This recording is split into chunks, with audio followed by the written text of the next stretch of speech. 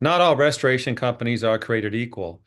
Most of them have very unique stories to share, how they got started and how they found success. We're interested in that. Today, we're going to focus on one company that has seen tremendous growth in recent years. It's my pleasure to welcome a friend in the industry, Josef Koch, the owner of Clean Joe, a restoration company serving the New England market. Joe, welcome. Thank you very much for having me today. So Joe and I go way back. We met at John Donne in Salem, New Hampshire, when he was just getting his start. So this is a special day for me as well. But Mhm. Joe, I know your story a bit, but our audience doesn't. Let's go ahead and get started with an easy question. Tell us how you got started, your company, its growth, and what you've seen over the years. So to start, my father came over from Slovakia. Mother's Italian, old school type of thing. My father came over to America with the American dream to, create a better life for himself. And he started actually a cleaning company called Joseph's Cleaning, then eventually Joseph's Carpet Cleaning. And then as I got older, Joseph's and Son Carpet Cleaning. Um, at a young age, I was working with him during the day as much as I could. Sometimes at night, I would go to some of the accounts with him to learn about what he did. As I got older, I decided to start my own carpet cleaning business, but kind of work around the areas that he wasn't in. As I was doing that one day, all of a sudden, like one of his clients called and says, "Hey, I have water damage." My father's like, "What do we do?" I'm like, "It's okay. We'll go extract the water, whatever." So we went over there, we extracted the water, you know, in a sense, I had no idea what I was doing, called a friend that knew what he was doing. He came over, helped me do the job, ended up billing it out for a sizable amount.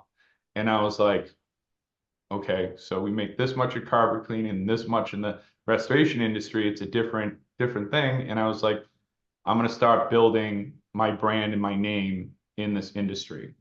So, it took a while, but, through creating a name, getting a telephone number, which all has its own story in itself, it eventually came to exist like it does today. So Joe, I mean, that's such a common story. Someone's cleaning carpet, you were doing that, you and your father.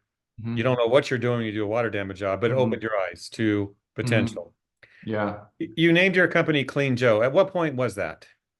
Was that then?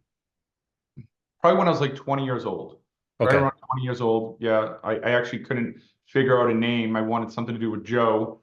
I actually was playing on GoDaddy.com and typed in clean this, Joe this, and all of a sudden cleanjoe.com came available. So And that's how actually how I created the name. cleanjoe.com. Now, since you do restoration, have you thought about changing it to Restore Joe? No, because our industry kind of, it encompasses everything because our goal is to clean up the house so the homeowner can get back in to live a normal life. I like So that. yeah. So you went from that one truck that we talked about to Yeah. how big is your company now? I mean, I don't have the exact number, but I'd say probably 30 plus trucks. We have dump trucks, box trucks, sprinters, vans, minis, bucket trucks, desiccants, heating trailers. I mean, thousands of pieces of tiny equipment from dehuse air scrubbers and air movers to hydroxyls. Got quite a big warehouse now full of all that stuff. Yeah. And of course, your father, as he's watching this Yeah. later, is very proud of what you've done.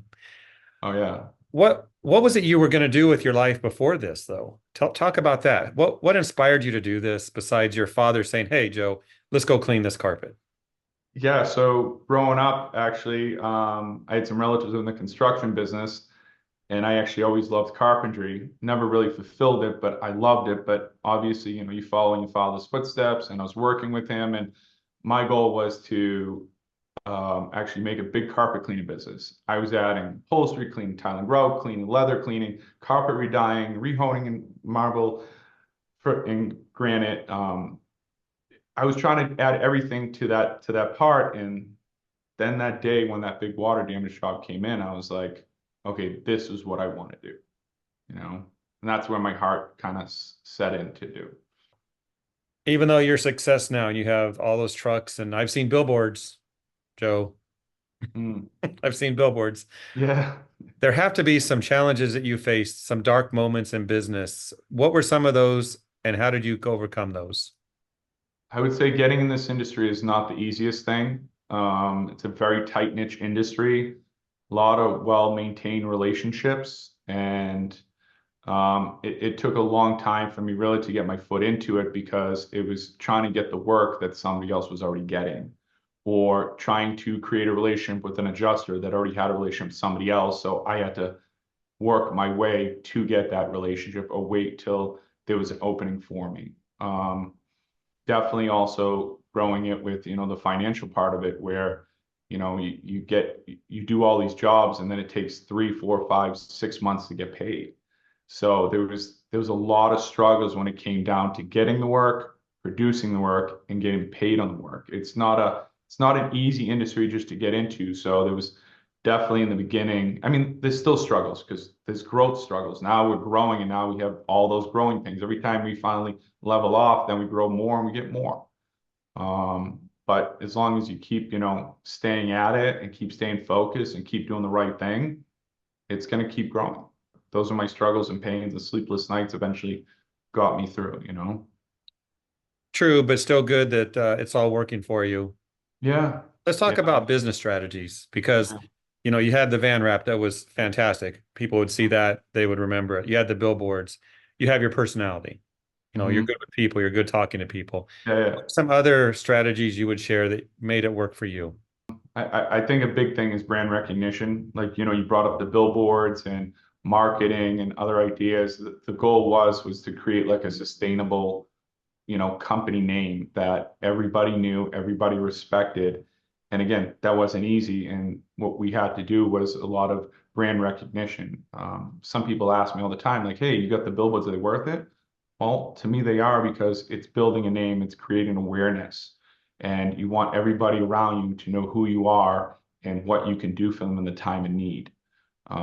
Also, yes, definitely going to marketing events and getting your name out there, meeting different property managers, different fire investigators, different adjusters, and kind of creating those relationships so that you can have that long-term, I guess, steady stream of income of work coming in.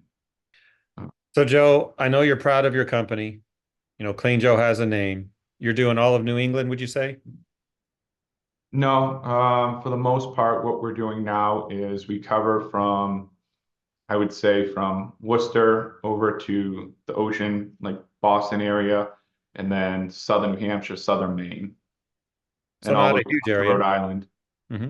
Yeah, Okay. I would say within an hour, hour and a half of Boston. Yeah, so very manageable there.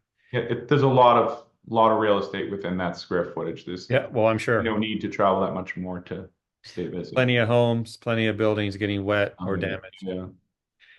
So you have competitors, you have others out there that are Mhm. going after the same work. If Mhm. if they were to look at your company from the outside in, what would they see that you would say you're most proud of?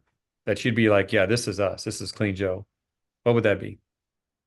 I mean, I think a big thing is our employees. You know, our culture is very different than a lot of other companies because it's all family orientated. Everybody here looks out for everybody. And it shows like on our work sites, sometimes I show up to my work jobs and I'm looking at their containments and how they did the job. And I'm like, who taught them this? It came out so good. I was like, I'm very proud of everybody that's here because they're the ones I started it, but they're the ones who kept fulfilling that legacy and creating that brand where adjusters and inside adjusters and examiners would say, wow, okay, this company's great. But again, I wouldn't have done it with all my people because they're the ones who really make everybody look at us for what we've done. The thing is, Joe, don't let any of your employees watch this video. They're going to be like, yeah, it's time for a raise. Yeah. Yeah. Well, yeah, but we also do that too. That's a big thing with us, our employees too. We always take care of them and we're always doing reviews and checking up on them and making sure they're okay.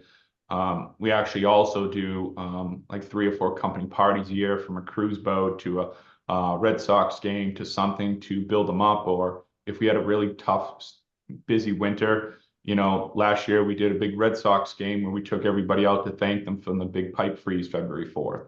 So the goal is creating that culture at Clean Joe that makes nobody in a sense want to leave. We actually really don't have a turnover. Not many people ever leave Clean Joe because it's like they come here and they say, this is my last stop. And it's definitely an emotional thing because I look at everybody as like one big family. So That's really good. And you're going to have more applicants now that are going to watch this and be like, yeah, I'm going to apply. So be ready yeah, for the, hope uh, so. yeah, Always could use more good people. absolutely. Especially as you continue to grow.